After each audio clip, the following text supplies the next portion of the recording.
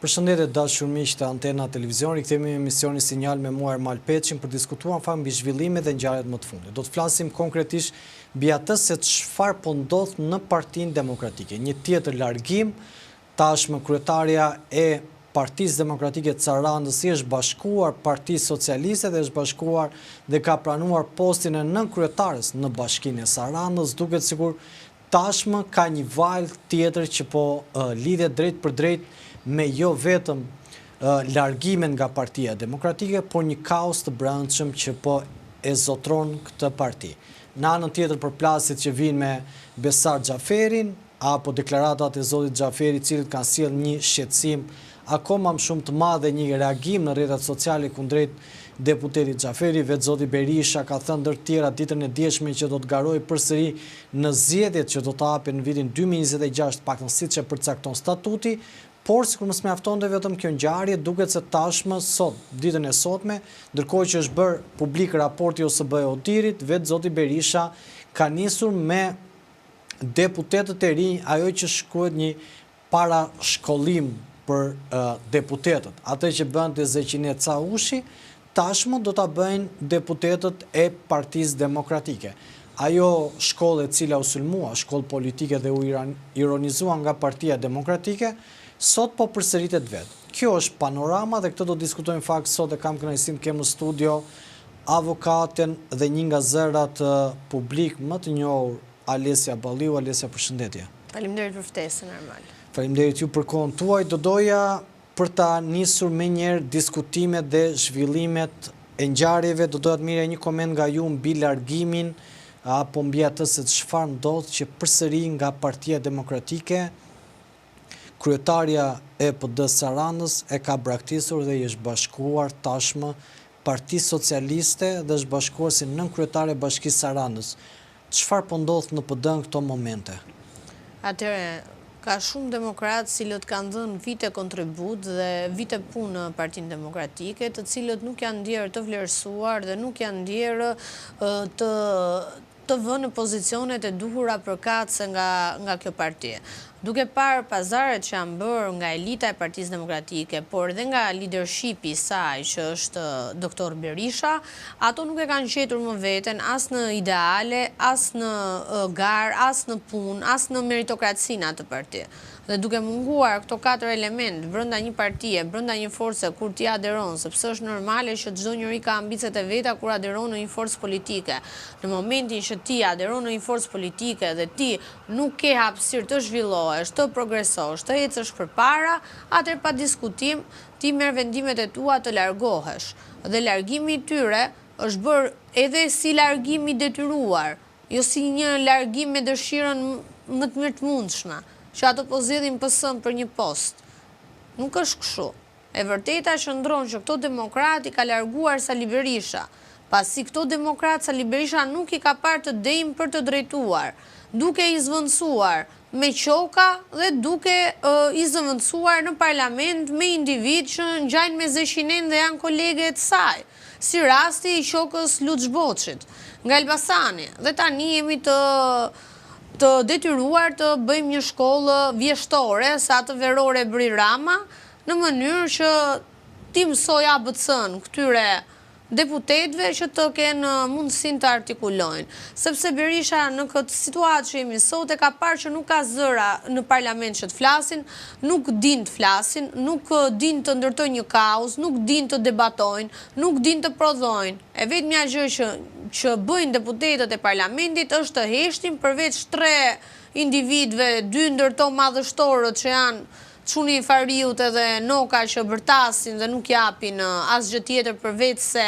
politikës vjetër berishiste, kemi ndërkohë edhe një zë aktiv që është zoti Bardhi, i cili në aq mundësi ligjore sa ka pasur dhe të drejta në Partinë Demokratike, unë mendoj që e ka kryer detyrën siç duhet, duke përjashtuar nga pjesa tjetër e grupit parlamentar. Duke e njohur qarkun e Elbasanit, më mirë do doja të kisha një koment nga ju për largimin e Zheni Gjergjit, ish deputetes Partisë Demokratike, e cila tashmë u bë drejtoreshe Spitalit e Elbasanit, duket sikur pati një sër sulmesh nga Partia Demokratike, vetë zoti Berisha, tha ndër të tjera, kanë trajtuar kauzën e demokratëve, mund na bësh një përshkrim çfarë ka ndodhur konkretisht, sepse kanë qenë dhe deklaratat e zotit Murizi që thonë që zonja Zheni Gjergji një ditë para se të vijej çështja për emrat që do të ishin në listën e Elbasanit, është kërkuar një shumë cilën zonja Zheni Gjergji nuk e ka përballuar dot. Çfarë mund të thuash pak më shumë për këtë ngjarje? Mund të them gjithë procesin, pasi zonja Gjergji ka qenë pjesë e listës së Elbasanit dhe dua ta sqaroj për gjithë publikun që më ndjek këtu, zonja Gjergji ka qenë fituese e grave brenda PD-s së Elbasanit. Që do të thotë, zonja Gjergji ka luftuar dhe ka punuar për Partinë Demokratike Dega Elbasan. Zonjës Gjergji u bë një truk i mirëmenduar nga Luciano Boçi, në të cilën vuri një analfabete në vend një doktoreshe qytetare dhe nderuar siç ishte zonja Gjergji. Duke e parë ecurinë e këtij procesi dhe duke denoncuar me fakte, unë vetë personalisht që kam bërë publike SMS-t e Flamurnokës, ku i cili qartazi shkruante që votat e analfabetes ishin të marra dhe porosie Luciano Boçit, pa diskutim, zonjës Gjergji, si dhe mua, na u bë një padrejtësi dhe ngelëm jashtë listës për deputete, kur ne kishim 8 muaj që ishim angazhuar në Elbasan si koordinatore të qarkut, zonja Gjergji dhe si deputete, duke ushtruar detyrën e saj në mënyrën më të mirë të mundshme dhe më dinjitoze të mundshme, duke na lënë jashtë liste. Partia Demokratike e largoi zonjën Gjergji, nuk iku zonja Gjergji nga Partia Demokratike, pasi Partia Demokratike pa që më dinjitoze do ishte një zeshine si ajo që kam postuar unë videon që nuk di ku kam mbaruar shkollën, se sa një doktoreshe nderuar si zonja Gjergji. Kalojmë te pika e dytë, kur Partia Demokratike arrin të bëj këto pazare dhe të bëj gara fasad, pse të tjerët nuk kanë të drejtë të premiohen me një post të merituar. Këtu dua të theksoj, zonja Gjergji ka 30 vite në profesionin e saj. Dhe ky post është më se i merituar për profesionalizmin, për punën e saj, për devullshmërinë e saj ndaj sistemit drejtësisë, po dhe si për ndjekjen e shumë konferencave që ka bërë të huaja në lidhje me tematikat ndryshme të sistemit shëndetësor në Shqipëri.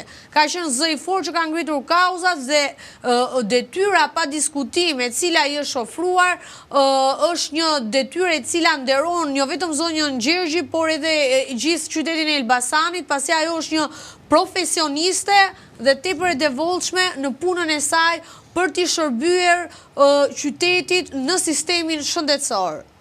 Dhe këtë e theksoj, vjen nga 30 vite karrierë në sistemin e mjekësisë, sistemin e shëndetësisë. Nuk është se e morën për ta premiuar se sa kishte dalë zonja Gjergji nga bankat e shkollës. Partia Demokratike ka një urrëtie me profesionistët e mirëfillt. Partia Demokratike bën gara falso dhe i largon dhe pastaj thonë këto më trastuan. Jo më zotri, këto njerëz të shndruan, këto njerëz punuan, këto njerëz luftuan, ti nuk i pranove. Kur ti nuk i pranove dhe nuk i dëshirove, tani për çfarë po ankohesh? Lind pyetja, gjithmonë. Alisja, në këto... Dhe zonjës Gjergji uroj suksesën detyrën e saj, jam e bindur që ta kryej me përkushtimin e duhur si çdo detyrë që ka pasur. Në fakt, do doja të qëndronim në këto zhvillime. Do doja të kisha një koment nga ju para se të shkojmë dhe te ngjarjet tjera, por ditën e sotme raporti OSB Odirit ka qenë një raport i cili në fakt ka nxjerr pikat e dobta dhe ka vlerësuar deri një pikë punën e SPAK-ut, por ka nxjerrë dhe pika dobta të asaj se çfarë ka ndodhur këto zgjedhje, qoftë qeverisë Rama, por qoftë gjuhës politike që ka përdorur Rama me Berishën, ti vetë si e pe raportin e OSB Odirit? Është i njëjtë si raporti Dashit, nuk është se ka në ndryshim faktikisht nga procedura që ka pasur edhe vitet e kaluara dhe në 2019 dhe në 2013 dhe në 2015 e njëjta gjë shkruajtur kur është shkruajtur e kundërta që administrata nuk është e politizuar. Kështu që për mua është një procedurë rutinë e cila ndodh gjithmonë mbas zgjedhjeve dhe jep argumentet e saj, por në fund të ditës ajo thoshte që këto zgjedhje ishin të sakta.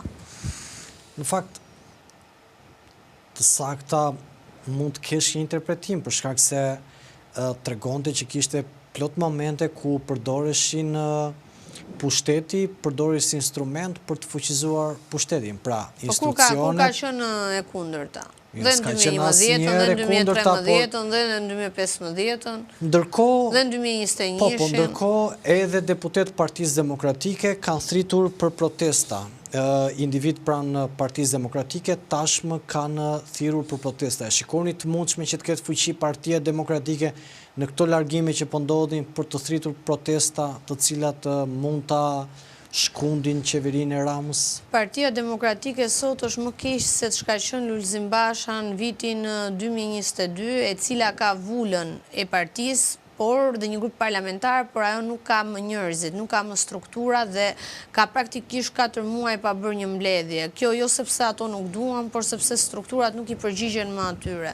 Pasi e kam parë që kjo parti është kthyer nuk ju përgjigjen strukturat, Alesja? Nuk i përgjigjen dhe kjo parti është kthyer për të mbrojtur interesat personale të atyre që e shohin si pronë private në rrjetet Partinë sociale Demokratike. që Flamun Oka ka bërë mbledhje me strukturat këtu në Tiranë, apo është thjesht një pamje shumë e vogël asaj se çfarë po ndodh? 4 muaj... Çfarë zdim ne, kjo është koncepti. Atëre 4 muaj nuk është bërë asnjë mbledhje në strukturat e Partisë Demokratike. Mbledhjet që ka nisur Flamur Oka të bëj janë për rastin e zgjedhjeve lokale të Bashkisë Tiranës, ku po i mbledh me pretendimin e ta shuajturit prezantimit kandidat pavarur me bazën dhe me elektoratin e djathtë. Ky ka qenë objekti i takimit me strukturat i zotit Noka. Nuk ka qenë as mbledhja për protesta normal, as tubimet për dalë në shesh kundra Ramës, as për të analizuar humbjen madhështore të 11 majit. Kështu që mbledhja e tij ka pas tjetër piksynim. Në qoftë se qëndrojmë në këto zhvillime, një deklaratë e fortë e Besart Xhaferi, deputetit Partisë Demokratike, kryetarit Forumit Rinor, ka sjellë reagime të ashpra në rrjetet sociale, ka sjellë reagime të ashpra nga njerëz pranë Partisë Demokratike. Si e pe deklaratën e zotit Xhaferi? Unë pash edhe një postim tuaj që kishit bërë në rrjetet sociale. Një deklarat korrekt normal, një deklarat e cila është për të respektuar guximi i një deputeti të ri për të thënë vërtetër dhe për të respektuar institucionin e Partisë Demokratike. Zoti Xhaferi ka thënë që statuti kërkon zgjedhje në prill dhe statuti duhet respektuar, për sa kohë nuk është vërtetuar farsa zgjedhore dhe për sa kohë ne nuk kemi hyrë për të ribërë zgjedhje siç i pretendon leadershipi i Partisë Demokratike. Zoti Xhaferi nuk ka shprehur as ambicien për të qenë kryetari i PD-s dhe mbi të gjitha zoti Xhaferi nuk ka thënë që unë do largohem nga PD-ja. Zoti Xhaferi ka thënë që kjo nuk është një betejë që më takon mua, por unë nuk ndrohet leadershipi, do vazhdoj të jem pjesë e strukturave dhe e Partisë Demokratike. Tani, se kur dikujt i sënohet prona private, e quajtur ndryshe Partia Demokratike dhe përdor një metodë staliniste për të sulmuar një deputet të ri vetëm sepse ai kërkoi ndryshimin e leadershipit, po më shumë se ndryshimin e leadershipit ai kërkoi pa diskutim respektimin e statutit. Statut cilin duhet ta respektonte vetë zoti Berisha, pa qenë e nevojshme fare të bënte zhurmusin dhe të jepte zë të gjithë analistëve që sot flasin vetëm për mungesën e respektimit garës Partisë Demokratike. Kështu që zoti Xhaferi është në linjën e dur dhe zërat si zoti Xhaferi duhet jenë më të shumë Partinë Demokratike në mënyrë që Partia Demokratike nesër të jetë një forcë gati alternativë për të qeverisur, se sot absolutisht është shumë larg kësaj të fundit. Para se të kaloj tek pyetja e radhës, do doja të falenderoj secilin prej teleshikuesve që na ndjek live në këto momente. Do doja t'i bëja një thirrje të bëjnë subscribe, të regjistrojnë kanalin Antena edhe në emisionin Sinjal, ta shpërndajnë në diasporë, ta shpërndajnë në Shqipëri dhe kudo që flitet shqip, në fakt sepse është shumë e rëndësishme që të informohet diaspora se çfarë po ndodh në vendin tonë dhe çfarë po ndodh me zhvillimet politike, sepse ajo se çfarë ndodh në jetën tonë të përditshme lidhet drejt për drejt me politikën, pavarësisht se sa e lodhshme dhe e mërzitshme është politika. Prandaj i bëj thirrje secilit prej jush që na ndjek live edhe të komentojë dhe të japi mendimin e vet mbi ngjarjet dhe zhvillimet më të fundit.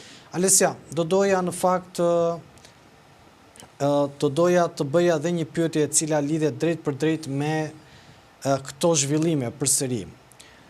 Vetë zoti Berisha ditën e dishme ka thënë që do të kandidoj në zgjedhjet për kryetar siç e respekton statuti. Nuk ka asnjë analizë dhe përsëri zoti Berisha do të jetë aty për kreun e Partisë Demokratike.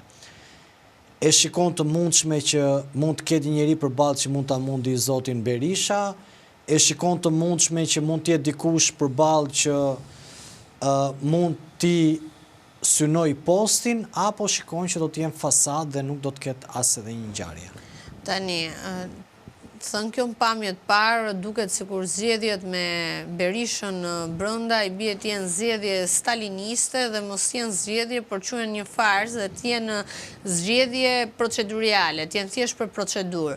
Por nëse Partia Demokratike do zhvilloj një garë reale, pa diskutim që është një kandidat i cili me votat e antarësisë dhe me votat e vetë demokratëve dhe sot hyn garën poshtë Sali Berishën. Ka një kandidat që e mposhtë Sali Berishën sot në garë? Po patjetër. Po ku është ky kandidat i Marisa? Ervin Saliani. Është një ndër emrat që mund të jetë konkurrent. Saliani ka shprehur një dëshirën që do të jetë kandidat për kreun e Partisë Demokratike tani se. Tani nuk e ka shprehur dëshirën pasi nuk është momenti. Mos harrojmë që zoti Saliani. Po presin momentin këta. Po nuk është se po presin momentin. Ai po pret që të hapet gara në këtë parti. Po pret që t'japi një alternativë dinjitoze për demokratët dhe ka mbajtur një qëndrim ndryshe nga pjesa tjetër e Partisë Demokratike për hir të vërtetës dhe në veprimtarinë e tij. Tani, ku ka më mirë se ta sfidoj Sali Berishën, personi i cili sakrifikoi lirinë e tij për Partinë Demokratike. Tani, unë mendoj që Partia Demokratike ka nevojë për figura të reja, ka nevojë për njerëz cilët do arrijnë të frymëzojnë, por mbi të gjitha ka nevojë që të ketë një leadership të ri. Mund të jetë kjo që thoni ju dhe fakti që tashmë kur Saliani u rikthye në PD, ata e pritën ftohtë, mund të kenë marrë mesazhin që Saliani po kërkon karrigen e zotit Berisha, sa ekziston si mundësi? Faktikisht, fakti që ato e pritën ftohtë tregon qartazi që treguan që ky është territori jon dhe kjo është prona jon private ku nuk ka vend për askënd. Që zoti Saliani ta ketë shprehur personalisht, nuk e ka shprehur. Por, guximi i zotit Saliani dhe sakrifica e zotit Saliani e bëjnë më dinjitoze se kushdo kandidat tjetër, kandidaturën e tij përballë xhaketës vjetër Partisë Demokratike dhe humbësit dështakut nga 2013 në 2025 që është lideri historik i zgjedhjes, Sali Berisha. Ka ardhur koha që mbas 35 vitesh Ermal PD-ja të ketë një leadership të ri, ka ardhur koha të hapet gara, ka ardhur koha që elita të jenë intelektual të mirëfillt dhe mos të jenë palaçot si Noka apo djali i spionit Fariballiu. Alisja, në këto zhvillime, ka ndodhur një rast që presidenti i Republikës Srpske në Bosnjë, Milan Dodik, është tërhequr si pasojë e sanksioneve që Shtetet e Bashkuara të Amerikës dhe Britania i kanë vendosur. E shikon të mundshme që dhe vetë zoti Berisha të bëjë një hap pas në momentin kur ai tashmë është braktisur nga ndërkombëtarët, mund të ketë një lidhje të tillë, duke qenë se edhe kjo ngjarje ka ndodhur në Ballkan, edhe vetë zoti Dodik kishte pak a shumë njëjtën narrativ si zoti Berisha. Shikon dot një zhvillim të ngjashëm që zoti Berisha mund të bëjë hap pas, duke qenë se akoma nuk ka ndryshuar gjë nga administrata Trump që priti të ishte në ngradën apo të tilla situata për zotin Berisha? Unë mendoj që koha e Sali Berishës në politika përfunduar, është thjesht vetë Berisha i cili po e shton agoninë e tij dhe po e zgjat një proces në të cilin ai sa vjen dhe po turpërohet. Por, ditë them dhe diçka Ermal, që qofse Sali Berisha nuk arrin të japi dorëheqjen dhe të kuptojë që fundi i tij politik ka ardhur dhe mos ta denigroj veten deri në limitet e fundit, do jenë individët brenda tij që do ta rrëzojnë këtë prill. Dhe do jenë grupe të ndryshme brenda PD-s, të cilët do duan pa diskutim të marrin frerët e Partisë Demokratike në dorë dhe ta bëjnë atë parti një parti të madhe dhe një parti të cilën sfidoj pushtetin. Jo t'jetë pateric, siç është Rama sot, siç është Berisha i Ramës sot. Por duhet jetë përballë Ramës për të fituar. Ju më thot mund të ketë grupe. Në atë çfarë ne shikojmë si gazetar të jashtëm, ne aty shikojmë njerëzit më besnik të zotit Berisha. Shikojmë Flamur Nokën, Albana Vokshin, Klevis Balliun, Belin Këlliçin. Këto nuk janë për tani, nuk mund të themi që madhështori Noka mund të pretendoj të marri leadershipin e partisë demokratike. Po nga do bjerë, Alesja. Unë ta thash dhe ta rikthem për opinionin tim publik dhe për gjithë ato individ që janë duke më ndjekur pa diskutim, unë mendoj që Saliani është një kandidatur e duhur për marrjen e leadershipit Partisë Demokratike. Është një personazh guximtar, është një djalë i cili ka treguar që di të bëj betejë, është një djalë i cili ka treguar që di të jetë fitues, është një djalë që sakrifikoi lirinë e tij për Partinë Demokratike, se nuk bëri burg se vrau apo se vodhi, për hir të vërtetës. Dhe duke sakrifica më e madhe është liria. Kështu që si mund të ta lëj ky individ pa hedhur kandidaturën kur sakrifikoi lirinë? Është logjike thjesht, apo jo? Bim dakord për këtë pjesë. Në fakt, një pjesë bim dakord që burgu i Salianit ishte ajo që u bën në kontekstet politike, dhe këtu bim dakord, nuk se e mohojmë këtë pjesë. Se në fund ditës, burgu pavarësisht as hasmi nuk i urohet e jo me një djalë i tri. Por do doja, me që më gacmuat pak tu, do doja ndaloja. Ju thoni që ai është një rival për të mundur zotin Berisha në kryet Partisë Demokratike. Sot të hyn gar, Saliani fiton. Sot të hyn gar, Saliani fiton? Sot të hyn gar, patjetër. Unë e shoh nga dëshira e demokratëve, sepse unë kam kontaktet vazhdueshme normal me antarësinë e Partisë Demokratike. Jo me 40 rrogtarët e Sali Berishës, se 40 rrogtarët do mbrojnë pa diskutim interesin e pronës. Pse i quhen 40 rrogtarë, se ata janë njerëz që kanë dalë vetë aty deputet. Pse i quhen 40 rrogtarë? Si kanë dalë vetë? Pa votuarit e popullit dhe temëruarit e Sali Berishës nuk mund të kenë dalë vetë. Tani në qoftë se ato do ishin të votuar për te votave të Sali Berishës, se 500.000 vota i ka Berisha të veta, s'po kontestoj as unë, i ka më. I ka, jam dakordun me këtë fakt që i ka. Nuk po themun që nuk ka vota. Këto janë votat e Berishës, cilat përkthehen mandate dhe janë mandatuar besnikët e vetë që i shërbejnë. Dhe ato që në këtë moment janë rrogtar, temëruarit e tij asnjëherë nuk mund të jenë të zgjedhurit e popullit. Dhe ky është fakt, se nëse do ishte kundërta Ermal, të preferuarit e tij, nëse do kishin dhe suportin popullor, nuk do linte Jorida Tabakun ai në listë hapur. Po do linte Albana Vokshin, apo jo Ermal? Me logjik po flasim. Me logjik ashtu është. Me logjik. Pse do rinte Jorida, mund të rinte Albana Vokshi. Më të mira dhe përfaqësim dinjetoz, nivele shumë të larta në gjithë Komisionin Evropian, zonja Tabaku. Po, atë ka pasur. Ndërkohë Albana Vokshi ka 5 poste, nuk është votuar asnjëherë, është emëruar Berishës dhe tim kërkon tani në këtë studio mos ta quaj rrogtare, po çfarë ta quaj, i nderuar gazetar? E nderuar avokate, mund ta quash një kundështare të regjimit. Të kujt regjimit? Të regjimit Ramës. Vetë zonja Vokshi ka luftuar fort kundër regjimit të zotit Rama. Të paktën ajo... Po më habit. Po atë predispozon ajo, se tani unë nuk... Ka mund të mendoj çfarë të doj, unë po them çfarë mendojnë demokratët për të. Sa më vetën e saj, mund t'i duket vetja dhe Angelina Jolie, po... Shumë larg sa gjëja. Nëse bukur ishte si batut. Alesja, në këto kontekste, duket se raporti OSBE-Odirit ka dhënë edhe një vlerësim pozitiv për SPAK-un. Ju vetë si e pat punën e SPAK-ut në zgjedhjet e 11 majit, por edhe se si ka vazhduar puna në këto momente. Unë e përshëndes çdo punë që bën SPAK-u kundra vjedhjes, kundra krimit organizuar, kundër vjedhjes votës, jam absolutisht pozitive, absolutisht suportuese ndaj çdo nisme e cila merret ndaj individëve të cilët nuk e duan ligjin, por duan maliqin. Dhe unë jam gjithmonë pro ligjit. Në fakt, qofse qëndrojmë në këto kontekste, tashmë mandati i Dumanit po mbaron, këtu ju pyes si avokatëm shumë, sepse dua të kuptoj edhe se çfarë ndodh. Mendoni që pasar si zoti Dumani do të vazhdoj po me të njëjtën val goditjesh politikën? Mendoni që SPAK-u do ta ngadalsoj hapin sepse ka një boshllëk prej 9 muajsh që kur është arrestuar Veli, duket sikur tashmë çdo gjë është vënë në qetësi.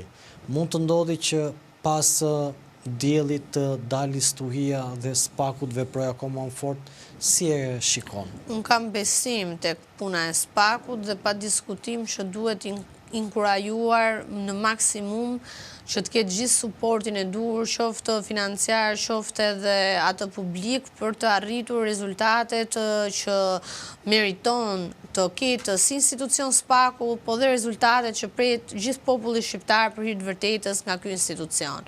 Kështu që në këtë linjë unë mendoj që puna do ketë një kontroll siç e ka pasur, por mendoj dhe që do ketë rezultate tjera dhe do ketë arrestime të reja dhe nuk do ndalemi tek zoti Veliaj, po do kemi risi edhe në institucionet e drejtësisë. Alesja, ndërkohë që drejtësia shumë e lidhur me politikën në vendin tonë për shkak se kanë pasur gjatë gjithë kohës përplasje, ditën e sotme vetë zoti Berisha ka nisur me deputetët e rinj një shkollë, mund t'i quajmë të si këto shkollat verore gati. Vjeshtore, se veroren e mori Rama, ekskluzivitetin. Veroren e mori Rama, këta i bëjnë në vjesht. Po këta po utaleshin me Ramën, Si e ke parë këtë? se hapi shkollën verore, po kur e pa që i kishte zeshinet brënda, që ja kishte fut të boçi me shokë, sa po hape dhe unë sa një shkollë vjeshtore që të paktën mos flasi vetëm kreu i grupit parlamentar, po të flasin dhe 2-3 figura tjera, sepse ka ngel PD-ja e pa përfaqësuar, pa figura, pa individ që nuk din as të artikulojnë dhe pa diskutim. Zeshinen e Fjerit e kishim në Elbasan dhe qokat e nënkryetarit PD-s Boçit do prodhojnë këto lloj rezultate, sa që do detyrohen të bëjnë shkolla që të mësojnë ABC-n, se janë analfabet mirëfillt. Kështu që përpara se të shash tjetri, nuk duhet shash tjetrin për të dukur ndryshe vetë dhe për të dukur më mirë se tjetri, se përfundon duke hapur shkollë vetë pastaj. Pra ti thua, po fakti Alesja që Arjan Ndoj, një prej deputetëve që ka dalë nga listat e hapura, ka thënë në parlament që mos do më shikoni kur të bëj rëmuja, pra t'i bie tavolinave dhe këto që bëjnë deputetët është distancuar praktikisht nga madhështori Noka. Edhe sot nuk ka qenë prezent fare, është larguar në anën tjetër vetë zoti Xhaferi është në SBA. Janë një mesazh këto për Berishën që ata i ndjejnë sikur nuk i kanë më borxhe politike? Kjo nuk ka të bëjë me borxhet politike, po kjo ka të bëjë normal me brotshkullat e Sali Berishës. Që do të thotë, ti po hapë një shkollë vjeshtore, në të cilën do mësosh ABC-n analfabetëve që ke vënë aty. Sidomos të Shqipërisë mesme. Ndërkohë nga ana tjetër thu kjo ishte fars, unë nuk i njoh zgjedhjet. Më kupton? Fakti që Berisha shumë herë bie në kontradikt me veten e tij, ndoshta e ka dhe nga mosha dhe nuk duhet i vënë faj. Amë po më kupton, se ndoshta e ka dhe nga mosha. Kjo nuk do të thotë që dhe gjithë të tjerët duhet hecin mbas brotshkullave, sepse ka diçka politika. Ty ta dhanë shansin se ti premtove në 2022-shin që do e merrje partim për ta riformatuar, do e merrje partim për të fituar, do e merrje partim për të vënë emra të rinj, bëre fajtor Bashën për gjithçka. Dhe sot ti je më keq se Basha. Ti sot ke vulën, por ti sot nuk e njerëzit. Nuk i ka njerëzit Pa Berisha sot. diskutim nuk i ka njerëzit sot. Sot Sali Berisha ty ngarë për kreun e PD-s humbet, është më i dobët se kur. Është më i dobët se Është më i dobët se kur. Zgjedhjet bashkiake, 6 bashki, Asnjë nuk fitohet nga Partia Demokratike, përsa kohë është Berisha kryetar, por mbi gjitha mos harrojmë, tani që mori vulën që ja kërkonte Lulit me aq ngulm, nuk po e përdor as vulën as logon, pasi po hyn me precedentin e kandidatit pavarur për t'ju shmangur përgjegjësisë humbjes dhe për të thënë që unë ju dhash juve atë çka ju më kërkuat. Me këtë bëri dhe një marrëveshje duke futur në xhep edhe 2 partitë e reja, duke i futur në trukun se Berisha është ujku vjetër i politikës. E hanën 2 partitë e reja. Po pa diskutim se ato nuk menduan që Berisha do ta pranonte. Kur Berisha e pranoi publikisht, ato ishin të detyruar dhe sot janë në aleancë dhe në bashkëpunim me të. I pëlqen apo nuk i pëlqen, ky është fakt. Sheaj dhe Lapaj sot a priori për Tiranën janë bashkëpunim me zotin Berisha. Po pa tjetër, sepse Florbina 500.000 votat e Sali Berishës i do. Ato janë vota demokratësh. Na pëlqen, s'na pëlqen, unë ta thash dhe pak më parë që 500.000 votat janë të Berishës. Kështu që në kontekstin që janë të Berishës, kushdo që mbështet kandidatin i cili zyrtarisht, dhe këtë e theksoj këtu të studia juaj, u prezentua nga Sali Berisha si kandidati i pavarur i gjitha partive. Dhe aty nisi fushatën. Kush e prezentoi Florbinën zotri si kandidat pavarur? Florbina i bëri një status dhe pastaj zoti Berisha. Status bën dhe 5 tjerë më. Po i bën pa aty donte zoti Berisha. Do bëhemi serioz tek analiza, lutem. Bën 5 veta status.